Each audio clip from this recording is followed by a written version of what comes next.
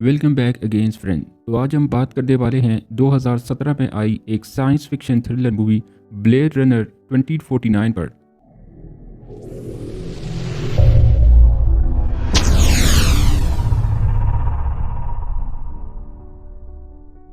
इस फिल्म में हमें नहायत एक जदीद दुनिया दिखाई जाती है और वहीं हम एक साइंस कारपोरेशन को भी देखते हैं और इस कारपोरेशन में रेप्लिकांट्स बनाए जाते हैं।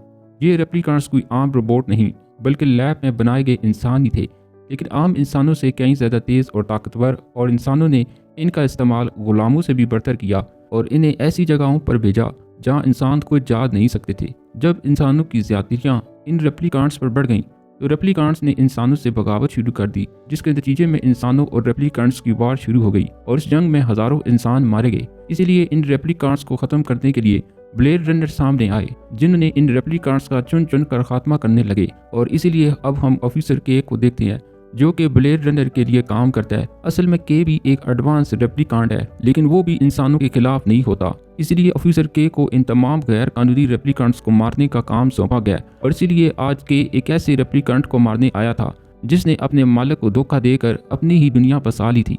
अब ऑफिसर के इसे मारने के बाद इसके घर के पास एक दरख्त के इर्द गिर्द कुछ हलचल महसूस करता है, जिसे चेक करने पर इसे वहाँ एक बॉक्स मिलता है, जिसे उठाकर वो अपने हेडक्वार्टर ले आता है, जिसमें से एक औरत की हड्डियां निकली थी। स्कैन करने पर पता चलता है ये औरत हामला थी और अपने बच्चों को पैदा करने के बाद मर गई। लेकिन इन सब से भी ज्यादा हैरानगी की बात यह थी कि वो औरत कोई इंसान नहीं बल्कि एक रेप्लिकांट थी, जिसको सुनकर सब हैरान रह जाते हैं क्योंकि रेप्लिकांट्स बच्चे पैदा नहीं कर सकते थे। लेकिन अब ये बात ऑफिसर के एक सीनियर ऑफिसर को सबसे छुपाना थी, क्योंकि अगर बाहर ये बात रेप्लिकांट्स में फैल गई कि वो बच्चे पैदा कर सकते हैं तो फिर रेप्लिकांट्स की आबादी बढ़ जाएगी और इन्हें डर है कि कहीं फिर इंसानों और रेप्लिकांट्स के दरमियान जंग ना हो जाए, जिसमें फिर यकीनन इंसान ही मारे जाएंगे। इसीलिए मिस जोशी के को एक मिशन देती है कि इस रेप्लिकांट्स ने जो बच्चा पैदा किया है कि इसे ढूंढ कर मार दे और इस बात के सभी सबूत भी मिटा दिए जाएं। अब के इस रेप्लिकांट की इन्फॉर्मेशन लेने के लिए रेप्लिकांट बनाने वाली कॉर्पोरेशन में जाता है, जिसकी सीनियर को ये बात मालूम थी कि रिचल को साइंटिस्ट ने बहुत से तजर्बों के बाद बनाया था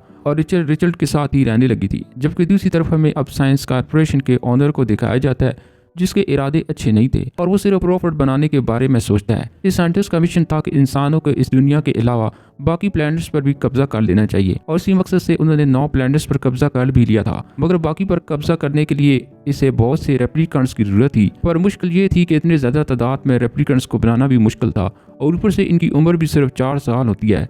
और अब इसे बताया जाता है कि ऑफिसर के ने किसी रिचल नामी रेप्लिकांट्स का पता किया है, जो कि बहुत एडवांस थी और जिसने एक बच्चे को जन्म दिया था। इसलिए ऑनर अपने लोगों से इसका डीएनए लाने का कहता है। दूसरी तरफ ऑफिसर के जो इस बच्चे को ढूंढने को मिशन पर था, वो दोबारा इसी दरख्त के पास जाता है जहाँ इसे एक बॉक्स मिलता है। तभी वहाँ दरख्त पर के एक तारीख देखता है और तभी इसे देखकर इसे याद आता है कि बचपन में इसके पास एक खिलौने पर भी यही तारीख लिखी हुई थी। वहीं दूसरी तरफ ऑनर की भेजी हुई एक औरत लैब से रिचल की हड्डियां छुड़ा लेती है, जिसके पता लगने पर जोशी बहुत परेशान हो चुकी थी। दूसरी तरफ ऑफिसर के इस तारीख पर पैदा हुए सारे बच्चों की इंफॉर्मेशन जब निकालता है तो उसे पता चलता है कि इस डेट को ऑफिसर के भी पैदा हुआ था।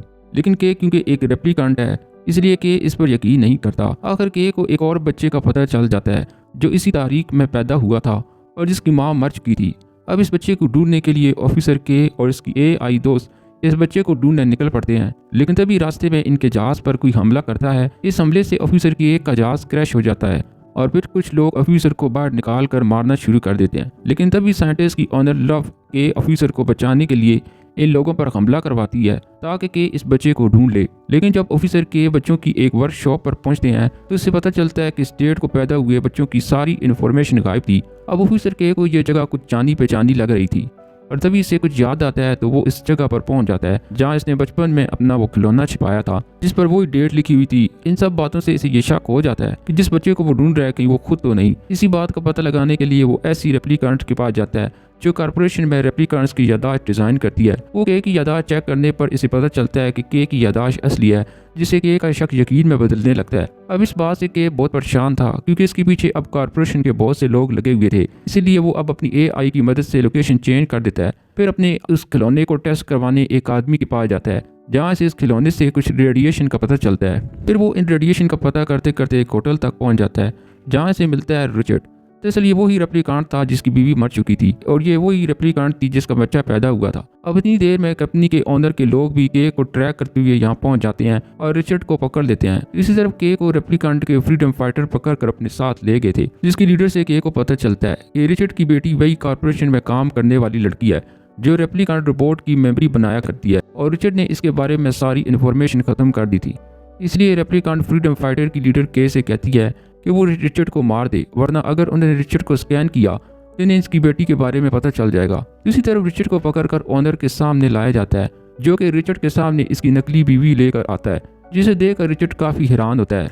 लेकिन रिचर्ड कहता है कि ये मेरी रिचल नहीं, क्योंकि इसकी आंखें नीली थी, जिसके बाद लव इस रेप्लिकांट को मार देती है। अब ओनर को कुछ समझ नहीं आ रहा था कि रिचर्ड ने आखिर वो कौन सा एक्सपेरिमेंट किया होगा जिसकी वजह से रेप्लिकांट बच्चे पैदा कर सकते हैं। इसलिए वो रिचर्ड से और इन्फॉर्मेशन लेने के लिए किसी और जगह पर ले जाने लगते हैं। लेकिन तभी इनके जहाज़ों पर ऑफिसर के हमला कर देता है और इनके 2 जहाज़ों को मार गिराता है। और अब इसे अपने प्लान के मुताबिक रिचर्ड को भी मारना था, लेकिन के इसे नहीं मारता बल्कि रिचर्ड को इसकी बेटी से मिलवा देता है। और इसी के साथ ये मूवी यहीं पर ख़त्म हो जाती है।